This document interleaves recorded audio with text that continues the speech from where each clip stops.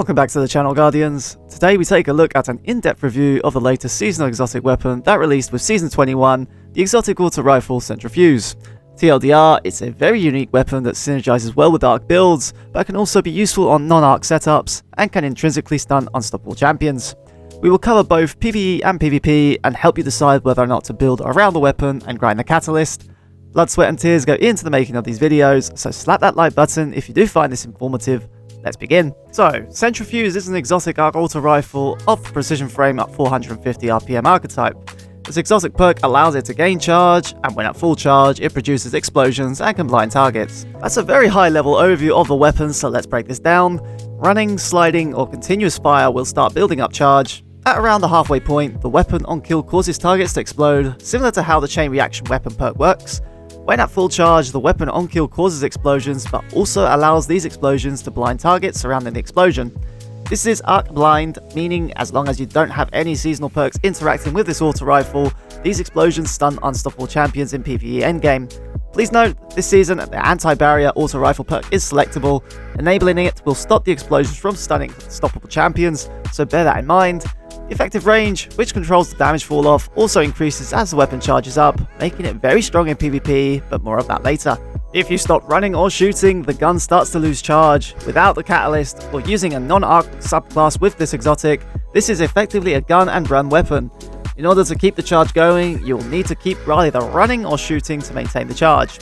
Actioning reload will make the entire charge disappear, even if you cancel the reload. Running whilst the weapon is being used reloads it slowly. The key to being successful with it is basically running. And no, running into a wall does not work, clever on Bungie's side. To keep the charge going, you'll need to keep gunning and running unless you have the catalyst.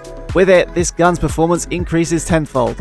The catalyst, once unlocked, grants a very powerful benefit as long as you have an arc subclass equipped. As long as you are amplified, your Centrifuse slowly gains charge without having to run or shoot, meaning once you hit max charge, as long as you are amplified, you won't lose charge until you swap weapon or action a reload. It makes the gun very strong, especially when fighting in ad-heavy encounters, being able to blind and explode targets, and of course, stun champions. When using arc subclasses, you can also take full advantage of this weapon when using certain fragments, in particular, Discharge, which has a chance to spawn arc traces on weapon kills, and Brilliance, which creates a blinding explosion when getting precision kills on blinded targets, setting up the pillars of a decent blind build. Talking of builds, Titans running Actium Warrig will practically never have to reload the Centrifuse, as the exotic slowly reloads your autorifles, which stacks with the Centrifuse run and load exotic perk, which is what you are seeing in the footage. Throw in the current seasonal perks and you have a monster when using arc subclasses. Amped up in the third column will extend the duration of Amplified to 20 seconds, allowing your catalyst to run for longer, whilst the shock and awe perk in the fifth column will rain down arc lightning that jolts on arc kill.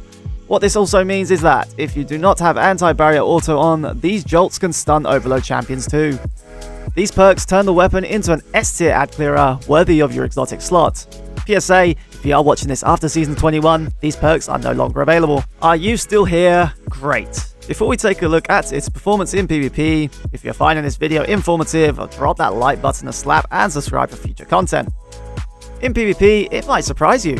Being of the precision frame 450 RPM archetype, the weapon's time to kill, or TTK, is 0.8 seconds above tier 2 resilience, or 0.67 seconds if lower, doing 32 precision damage with 20 to the body. Its flinch can vary depending on your resilience tier, between 14% at the lower end, all the way up to nearly 23% at max resilience tier. It feels very sticky and consistent at medium range, especially when the charge of the weapon is ramped up, effectively extending the effective range of the Centrifuse, which has a base range of 47, with damage fall-off starting at around 25.5 meters, enabling it to compete against pulse rifles. It does struggle in the competitive scene, however. SMGs, despite the recent nerf, are still rampant in the current meta. It cannot compete against your immortal SMGs, so I would not be testing this out in trials or comp if I were you. It's consistent and okay for 6s, and its exotic blind perk works on Guardians too, but that's about it. Remember though, have fun regardless of what you use in PvP. I for one had a lot of fun with this weapon, apart from the SMG spam, so give it a try. When I rate weapons in PvP, I look at whether it is competitive, fun, or capable of filth. It is very fun to use, very capable of filth in 6s, but it's not competitive in the current sandbox.